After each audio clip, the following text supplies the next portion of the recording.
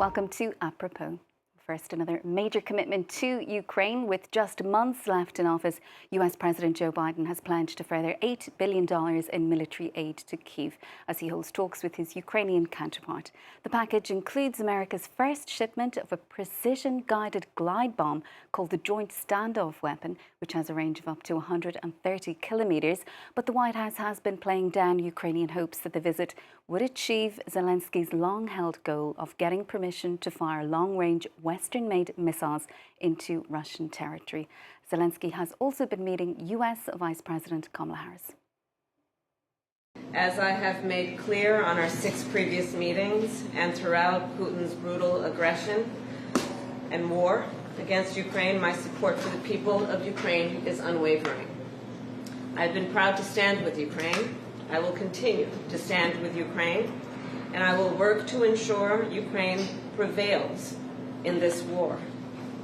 To be safe, secure, and prosperous, the United States must continue to fulfill our long-standing role of global leadership. We must stand with our allies and our partners. Support package, as you said, and we have common view on the things that need to be done. We have to keep pressure on Russia to stop the war and to make truly lasting and just peace.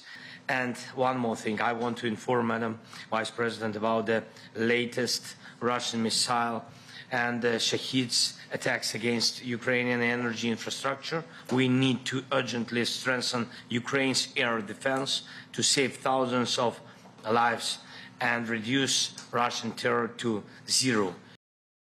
The US presidential election means that Washington's support for Ukraine now hangs in the balance, with Zelensky at odds with Donald Trump and the Republicans. Well, to discuss, let's bring in Mark Temnycky, a Ukrainian-American journalist and non-resident fellow at the Atlantic Council's Eurasia Centre. Mark, thank you so much for being with us on the programme this evening. Apart from the funding that has been announced for Ukraine, Zelensky has been presenting Joe Biden with his so-called victory plan. After this week, are we any closer to knowing exactly how he plans to defeat Russia? Thank you again for having me on the program. President Zelensky has been very clear, as well as the majority of the Ukrainian people and people in government, that the only way that Ukraine will succeed is restoring the 1991 borders of independent Ukraine. And to this day, the Ukrainians are still very certain to that. There have been numerous polls conducted by National Democratic Institute and National Republican Institute on Ukrainian public opinion on the war, and morale still remains strong, where 80% or higher of Ukrainians believe that the only way to end the war is by forcing the Russians out. With President Zelensky's meeting with President Biden today, I'm sure there will be more details after their meeting that was held this afternoon. Will reveal what President Zelensky plans in helping the Ukrainians succeed in reclaiming and liberating people within the south and eastern occupied regions that Russia controls today. Another way that the Ukrainians are looking into this, that they continue asking Western countries for assistance, is by lifting these restrictions where some countries are preventing the Ukrainians from firing missiles on Russian military targets within Russian territory. If the Ukrainians were able to strike weapons depots, weapons factories, ammunition areas, barracks that the Russians have within Russian territory that the Ukrainians could strike, this would lead to a swifter end to the war, because if the Russians don't have military capabilities and if the Russians don't have equipment to launch their war, this will prevent the Russians from leading and having additional bombardments on Ukraine. But the White House, it has been playing down those hopes that Zelensky has expressed frequently in recent months about getting permission to fire those long-range Western-made missiles into Russian territory. So what is the view in Kyiv? Is there any hope that Washington and other Ukrainian allies are going to budge on this issue? So it's not everyone. There are countries such as the 3 Baltic states, Estonia, Latvia, Lithuania, Poland, France as well, the Netherlands, and several other NATO countries like Czechia are all supportive of Ukraine firing missiles into Russia to target these military and some military components. And it's countries such as the United States and Germany that are still hesitant, believing that if the Russians were attacked by Ukrainian missiles for these military capabilities, that there would be an escalation in the war. I think it's important to note that for the last 2.5 years, the Russians have said that there are numerous red lines that the Ukrainians cannot pass, such as getting HIMARS or ATACMS or F-16s most recently, saying that there would be a nuclear war if Ukraine had these capabilities. 2.5 years later, Ukraine has these weapons and they're succeeding against the Russians. And there has been no nuclear conflict, showing that the Russians are bluffing. And I think it's important for President Zelensky to continue meeting with international leaders in Western countries to see how they can negotiate and come to this conclusion. In addition, the Ukrainians launched their offensive into Kursk province in Russia last month as a way to show that Russia is not as strong and the military might is not as strong as many believe. And Ukrainians, for now over a month, have been holding territory within Russia where they were able to have a successful counteroffensive into the Russian state.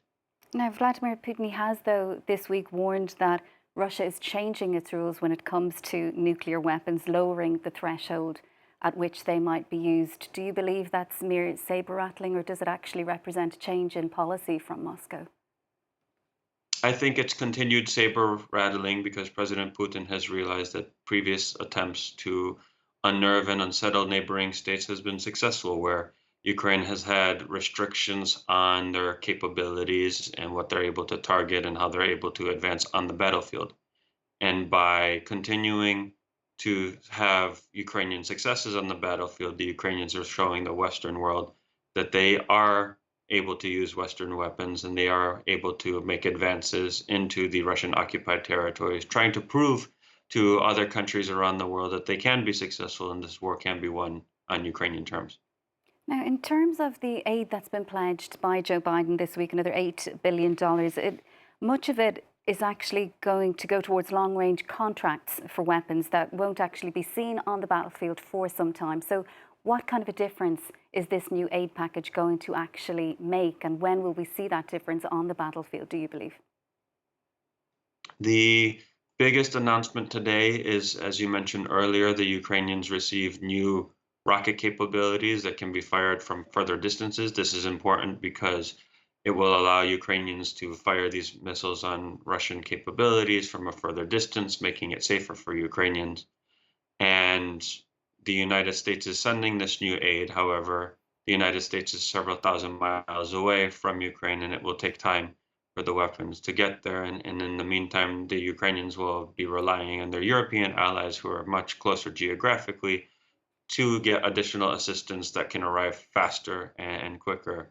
In addition to what the United States has announced, as well as other European countries with new forms of aid, European countries, the United States, Canada, and other members have also been looking to purchase equipment that already exists rather than building it and refurbishing these capabilities and sending it to the Ukrainians, because sending them weapons right now in this situation, especially ahead of the winter time, where the Russians are targeting Ukrainian energy capabilities to try to make Ukrainians without power and cold in the upcoming months, it will be very crucial for Ukraine to be able to hold on to the territory that it currently has before the winter.